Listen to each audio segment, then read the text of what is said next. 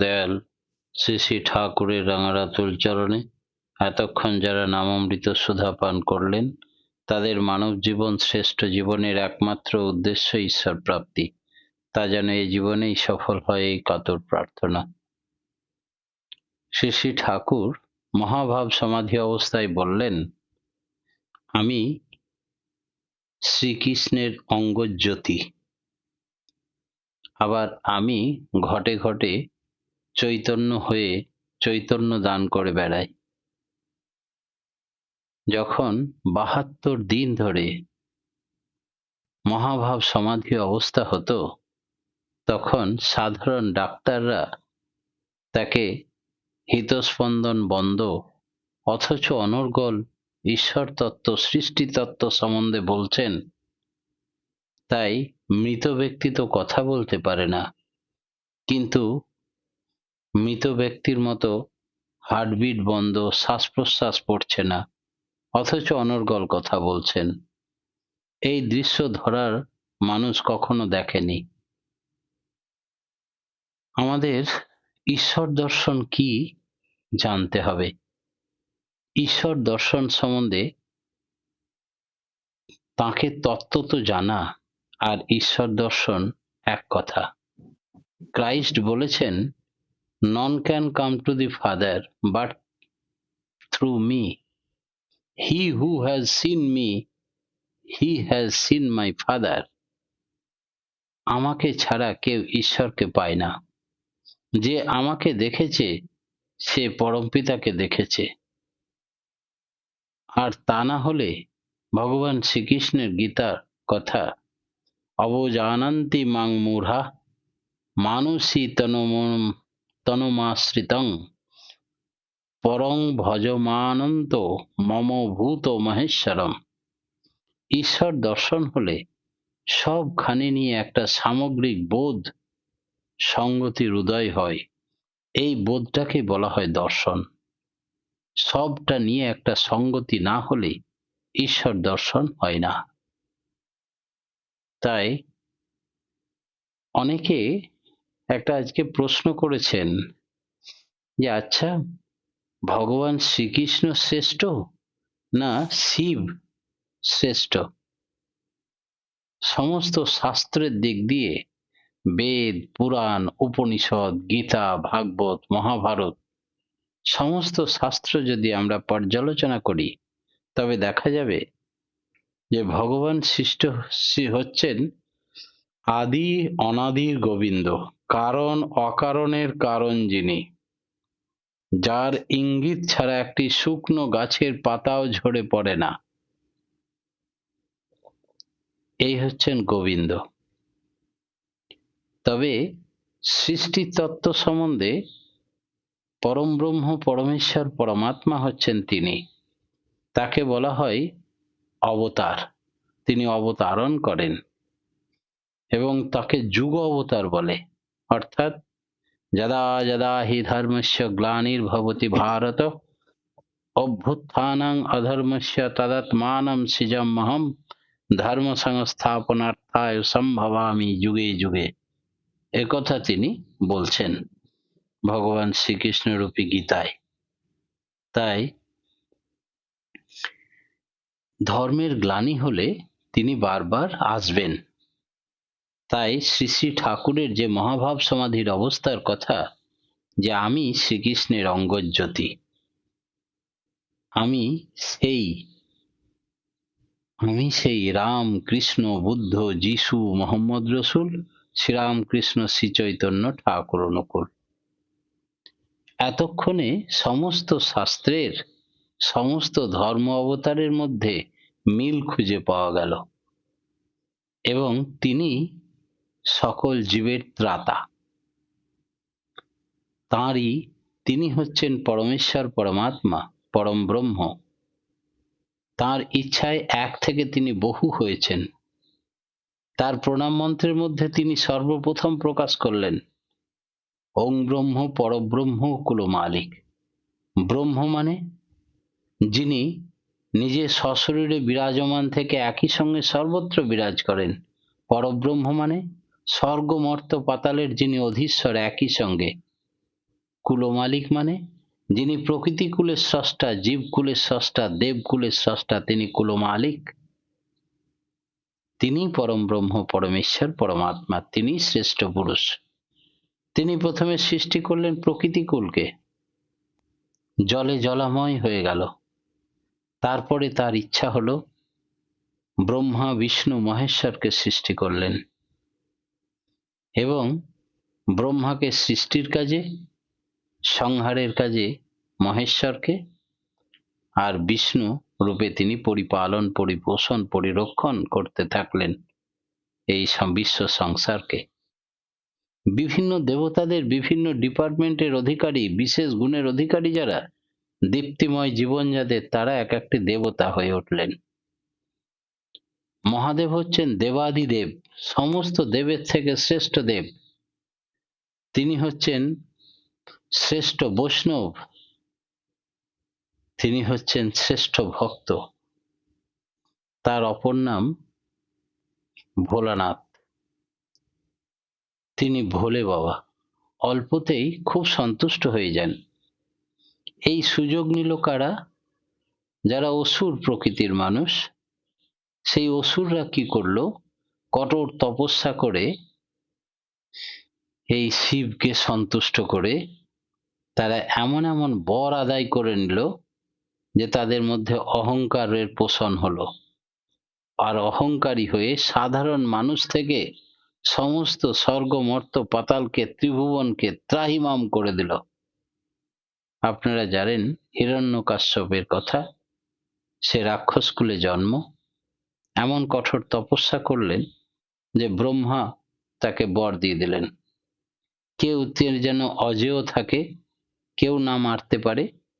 ব্রহ্মা কিছু কিছু বেঁধে দিলেন যে যে মারবে সে না হবে নর, না হবে নারী, না হবে দিনের বেলা মারতে পারবে, না সন্ধ্যেবেলায় মারতে পারবে, রাত্রিবেলায় মারতে পারবে, এমন কিছু বাইন্ডিংস দিলেন।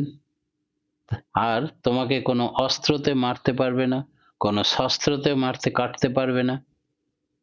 এই সমস্ত আশীর্বাদ পেয়ে সে তখন ঘোষণা করলো, আমি ঈশ্বর, আমারই পুজো করো, ভগবান বিষ্ণু অবতার বলে কিছু নেই।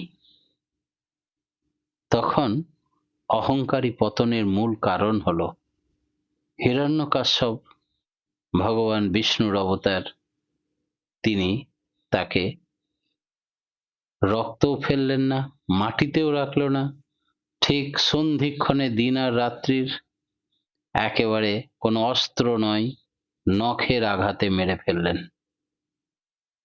এমনি বহু, যেমন আমরা জানি দশানন, সে রাবণ কঠোর তপস্যা করেছিল ভগবান শিবের, তার 10টা মাথা, এক একটা মাথা তার চরণে বিলিয়ে দিতে চেয়েছিল।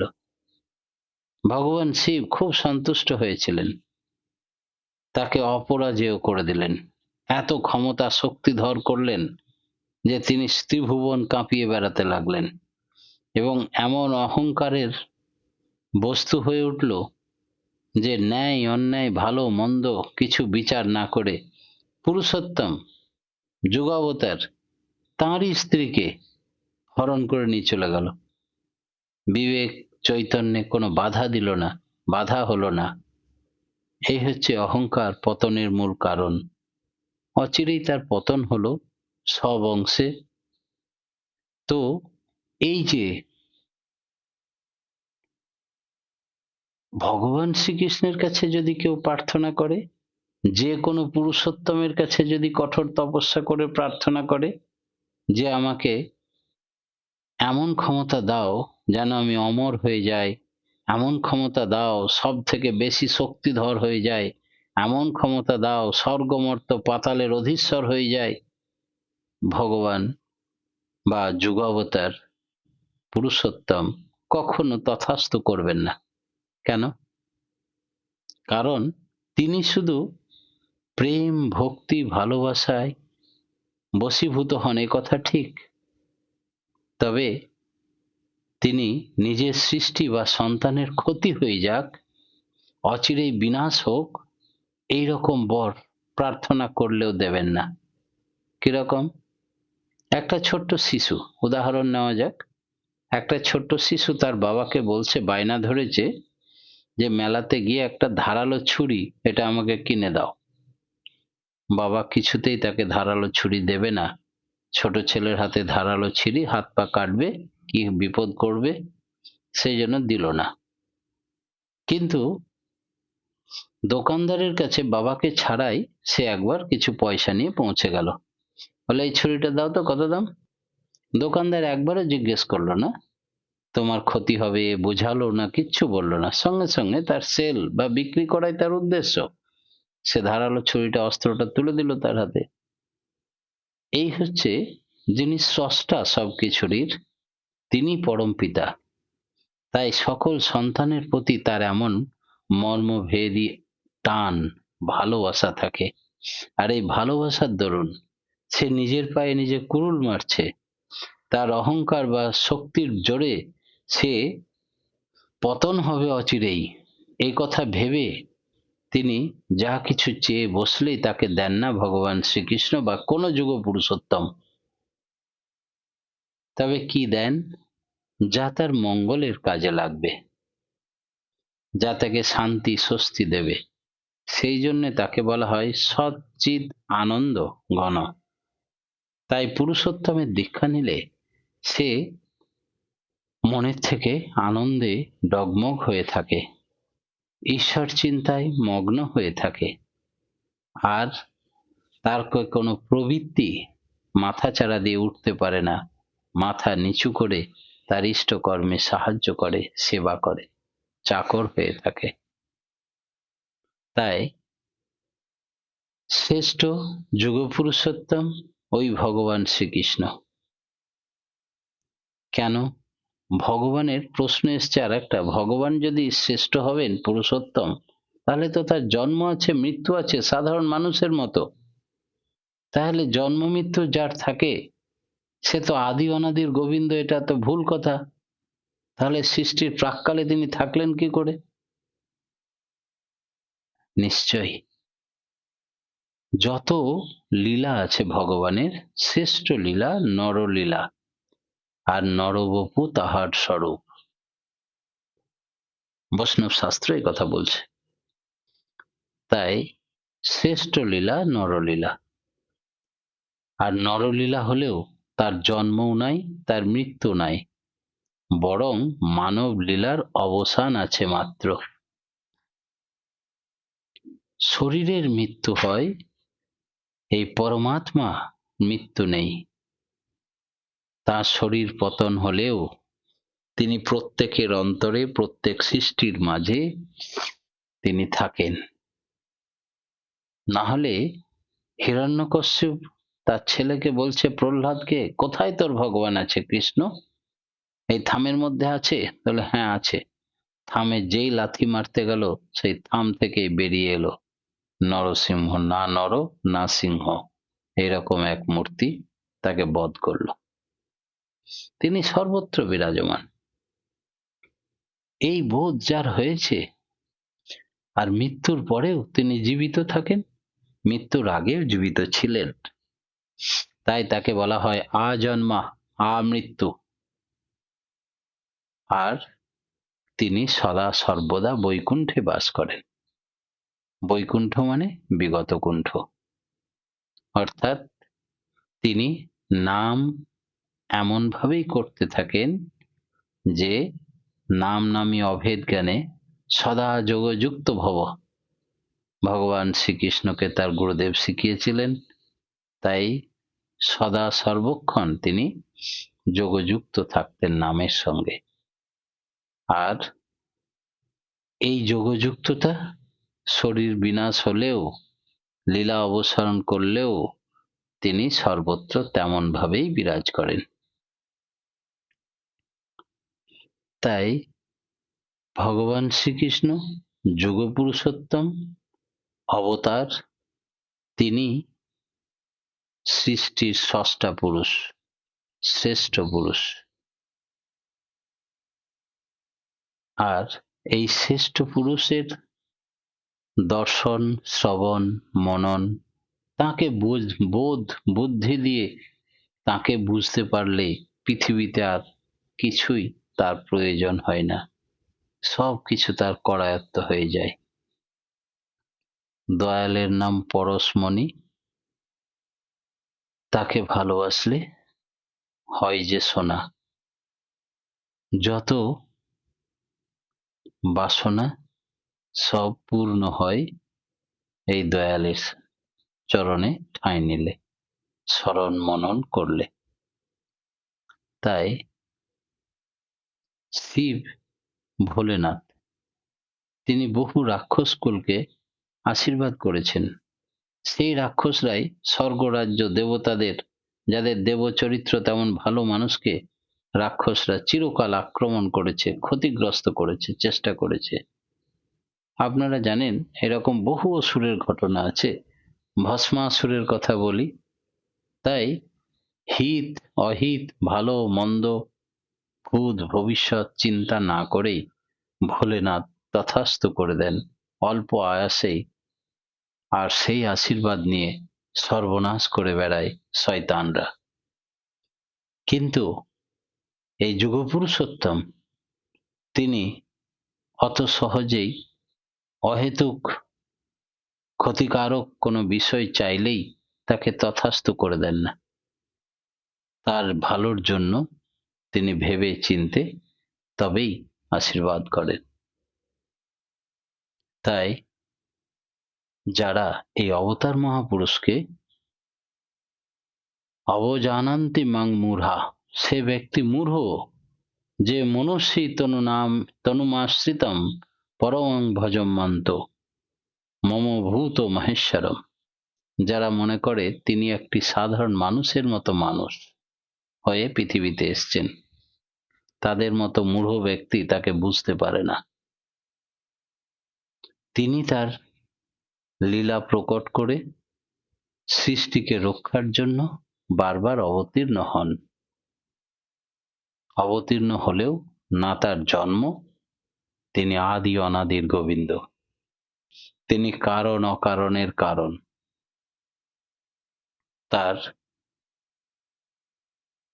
তারই ঈশ্বর দর্শন হয় যে তাকে ভূত মহেশ্বর হিসাবে চিনতে পারেন, সাধারণ মানুষ হিসাবে নয়।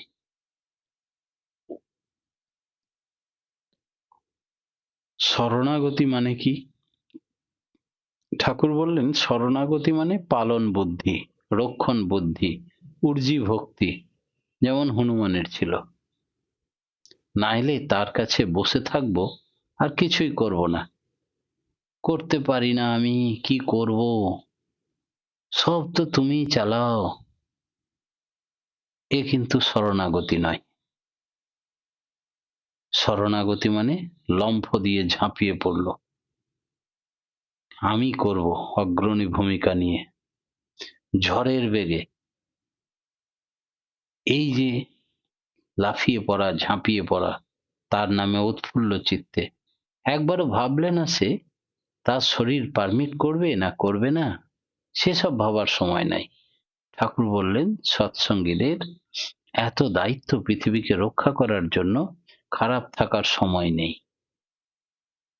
এক জায়গাতে সৎসঙ্গ করতে গেছি। বর্ধমান রায়না থানার একজন মুসলিম গুরু ভাই ঋত্বিক, তিনিও একই স্টেজে আছেন। উনি বললেন উনি ঠাকুর দর্শন করেছেন, অনেক বয়স্ক মানুষ, এখন আর নেই। তো তিনি বলছিলেন যে ঠাকুরকে বললাম, ঠাকুর আমার তো কিডনি দুটো ড্যামেজ, হার্ট ব্লকেজ সবগুলোই প্রায়, আপনি বলছেন রোজ সৎসঙ্গ করবি।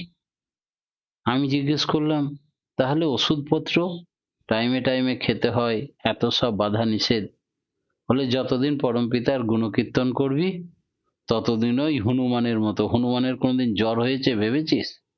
কোনোদিন ওষুধ ট্যাবলেট খেতে হয়েছে? এত যে লম্পঝম্প করেছে, সাগর পাড়ি দিয়েছে, লাগবে না।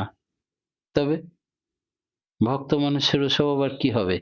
তোর কিডনি দুটোই ফেল হয়ে যাক, হার্ট দুটোই বন্ধ হয়ে যাক, তাতে কিছুই হবে না, কোনো ওষুধ খাওয়ার দরকার নেই, শুধুই নাম কর। আর পরমপিতার কথা বল। সেই সাহসে আমি ভাই সব বন্ধ করে দিয়েছি, শুধু 24 ঘন্টা ঝড়ের বেগে নাম করি আর রোজ সৎসঙ্গ করি। শুনে আশ্চর্য হয়ে গেছিলাম, তখন আমার বয়স কম, আমি তখন দুমকা মন্দিরে থাকি, উৎসব পারপাসে এসছিলাম, একই মঞ্চে ঠাকুরের কথা বললাম, বুঝলাম যে সব তিনি, কারণ অকারণের কারণ তিনি সাপ হয়ে কাটেন, তিনি ওঝা হয়ে জারেন, তিনি রোগ, তিনি ঔষধি, তিনিই সব। পরম পিতার রাঙা রাতুল চরণে প্রত্যেকের এই শরণাগতি লাভ হোক, ঈশ্বর প্রাপ্তি হোক এই জীবনে, এই কাতর প্রার্থনা জানিয়ে আমার ক্ষুদ্র বক্তব্য এখানে শেষ করলাম। জয় গুরু।